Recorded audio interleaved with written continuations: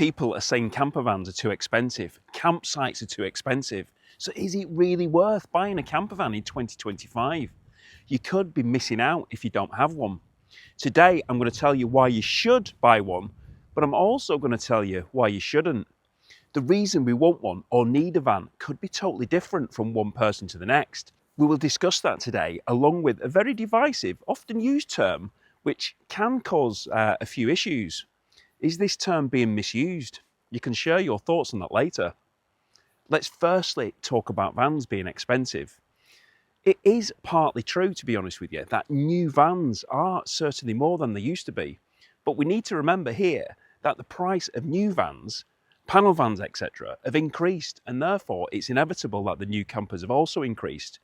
If a brand new Ford Transit, which is actually more expensive than the brand new Transporter, like I explained in my previous video, that is £40,000-ish for the base spec panel van. Then the brand new camper van, which we used to get 4 or 5 years ago for 45 to 50 grand, just isn't going to be the same.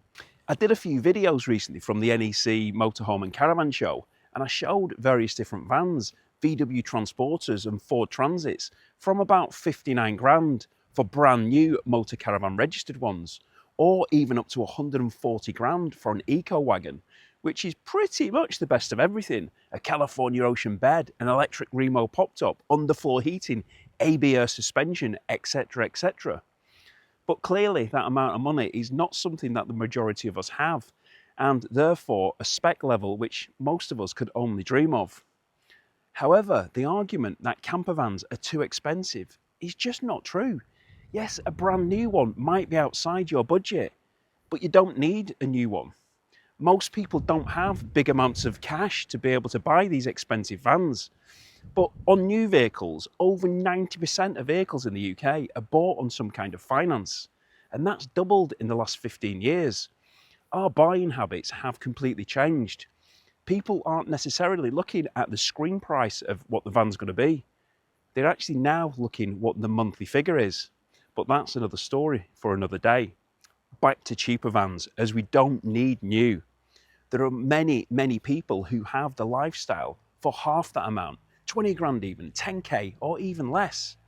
People are still enjoying the lifestyle with much older, cheaper vans. I would love a new van, but I just don't have the money for one. But I am actually seriously considering some changes to my current van. Maybe a different layout, wheels, maybe a colour change, pop top, a heater. Certainly got some options which are running around my head. Whatever I do though, however it looks, however many gadgets it's got, I can still visit the same places as somebody in a brand new van. A Ford, a Renault, a Nissan. Whether it's 10 years old, 30 years old, it's kind of irrelevant to the experiences which we can have. Whatever you drive, you can still visit the beautiful coastline, visit places of historical interest, take forestry walks, climb up mountains or maybe just some big hills, park the camper up for paddleboarding or maybe kayaking, or maybe go and explore somewhere on your bike, barbecues on the beach, having a brew whilst chilling in the van, or maybe sat in the awning just relaxing, taking time away from our daily troubles just by parking up and being close to nature like I am today. I use my van for daily life of work, pleasure, shopping, taxiing the children around, and taking Lottie out for walks and things like that, and doing my voluntary work. It really is a multi-purpose vehicle for me, which can be used every day for my everyday life. That is, however, because it's a small van. VW Transporter, Ford Transit Custom, they can be used for things like that.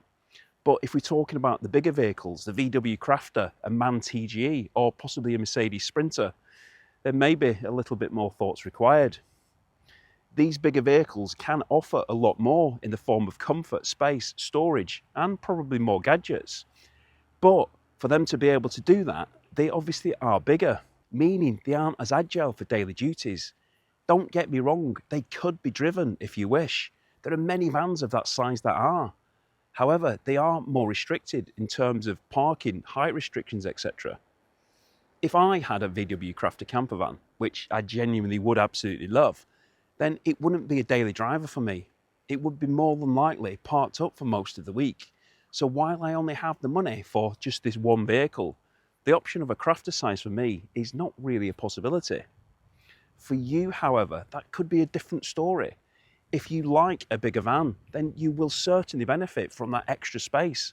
The possibility of a wet room, a toilet and a shower cubicle, things like that, which aren't necessarily easy to accommodate in a much smaller van.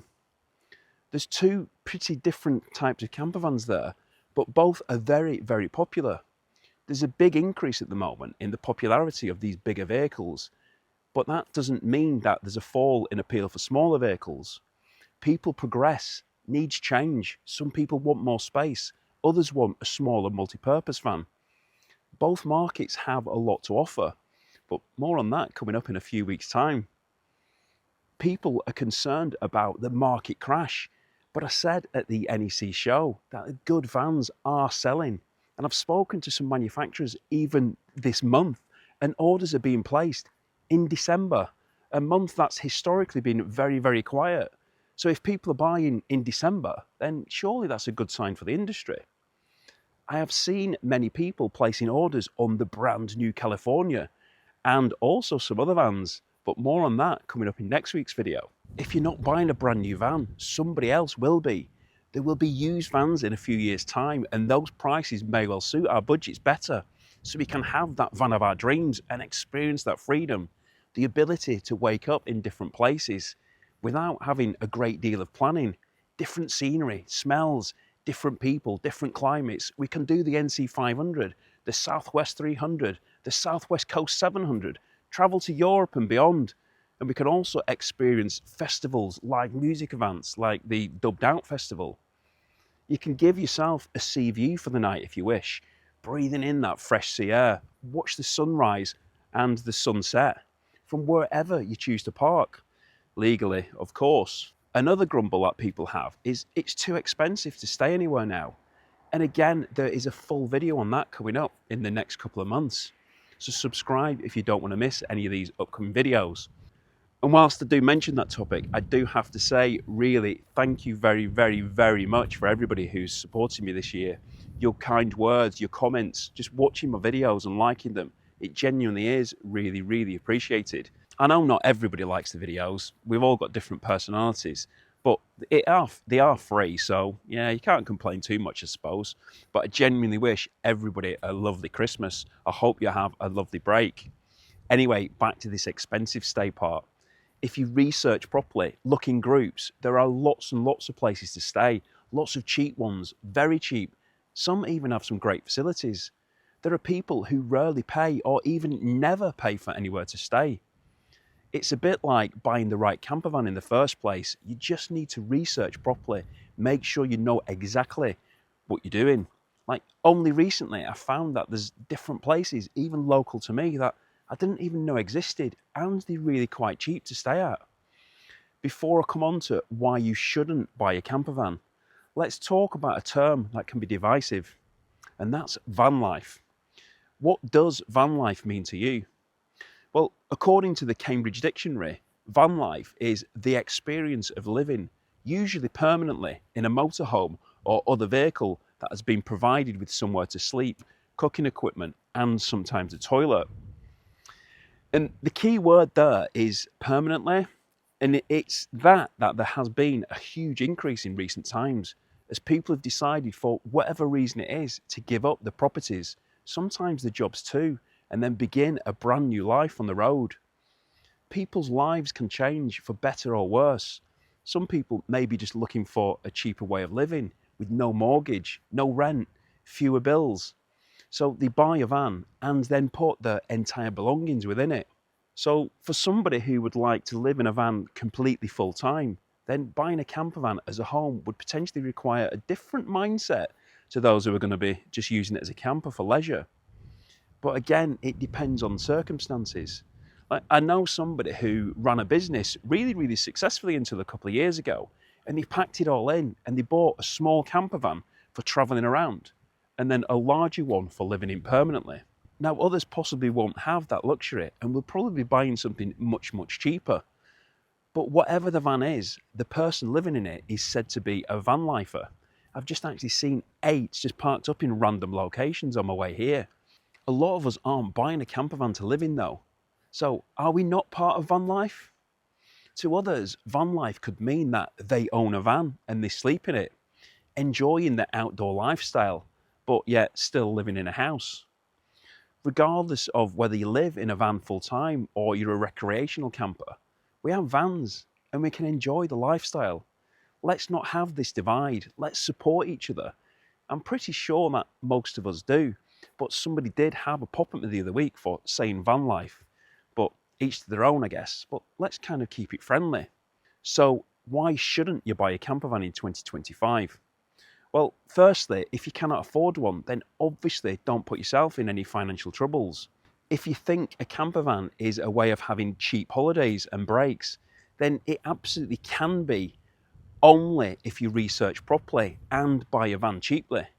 For the money of a brand new van, we could buy many overseas holidays, but we are buying into a lifestyle. We are buying a vehicle to enable us to have a holiday whenever we wish, even if it's just one night away, which if you are new to this, then you could find remarkably relaxing to have a break, even just for that one night. A change of scenery can have a positive difference. It really, really can. I was speaking to somebody just yesterday, in fact, who was saying that after working hard all week, having a release that gives them exactly what he needs. So if you don't want the freedom to just get up and go whenever you feel like it, then don't buy a camper van. Also though, if you do like the idea of having a camper, but you've never tried it before, then I really would highly recommend hiring one first. What you don't want to do is buy one and then just have it sat on your drive most of the time because you don't get on with it or it's not actually what you hope for. That is generally more of an issue with the much bigger vans, the size of vans people don't tend to use as a daily driver. Think carefully about how you will genuinely use the van. Don't buy a van if you're not going to use it, as then it would be a complete waste of money. Camper vans and places to stay are not expensive. Buying a camper van could be the best thing that you ever do. You don't need a brand new camper van though. Have a look at this video here and I'll tell you why not. Take care, thanks for watching, and I hope to see you soon.